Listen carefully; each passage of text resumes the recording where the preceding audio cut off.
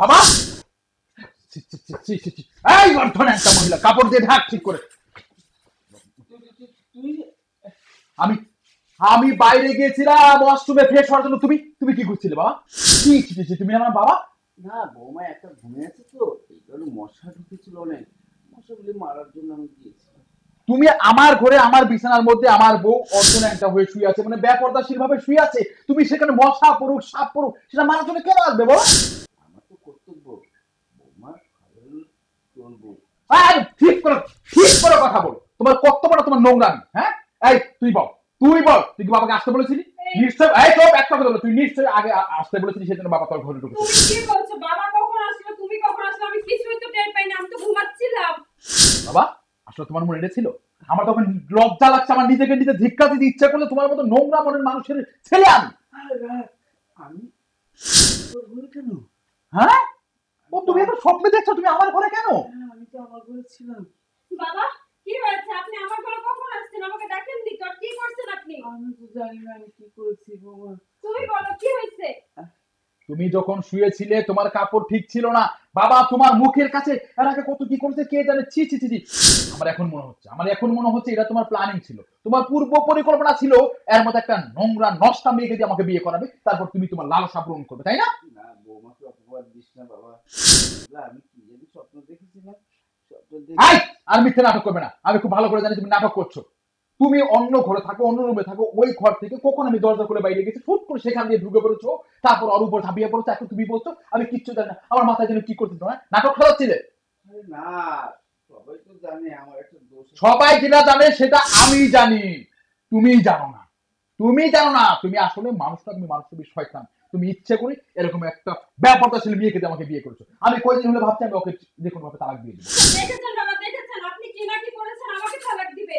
কি করেছেন আপনি বলেন? আমি তো কিছু জানি না কি করলাম। আপনি আমার ঘরে কেন এসেছেন আর আমার বিছানার উপর বলেন? তুমি সবকিছু জানো। আজকে ফাইনাল সিদ্ধান্ত আমার, আমি আর এই মেয়েকে রাখবো না, আমি এই বাড়িতেও থাকবো না। এই বেপরদাশীল বাড়িতে আমি যেখানে নিজের বাবাকে ভালো রাখতে পারিনি, নিজের বাবাকে ভালো করতে পারিনি, নিজের স্ত্রীকে ভালো করতে পারিনি, সেই বাড়িতে আমার থাকা ইচ্ছে নেই। আমি এখন চলে যাবো।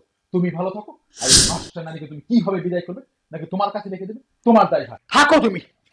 শোনো না, দেখো, তুমি আমাকে মাফ করে দাও, আমাকে তালাক দিও না। আসলে আমি আমার ভুলটা বুঝতে পেরেছি। আমি এই সমস্ত ছোটখাটো বেপরদায় থাকি বলে আমার দিকে পুরুষেরা এভাবেই নজর দিবে।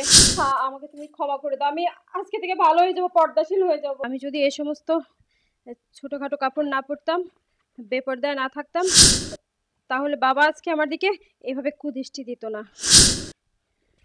হ্যাঁ বাবা, তুই বৌমাকে ক্ষমা করে দে, ওর তো কোনো দোষ নেই। দোষ সব আমার।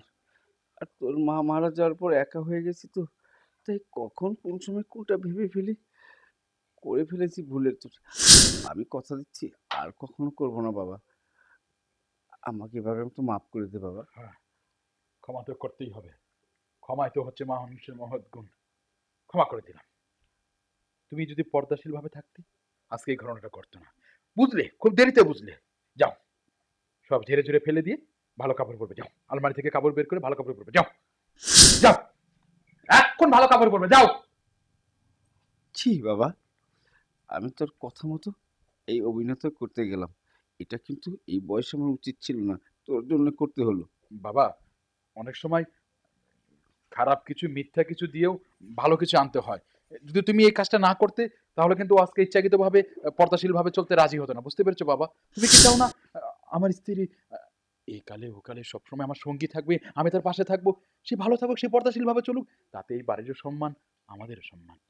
আরে বাবা, সন্তানের সুখই তো বাবার সুখ। বাবা, তুমি ভালো থাকো, আমিও ভালো থাকি বাবা।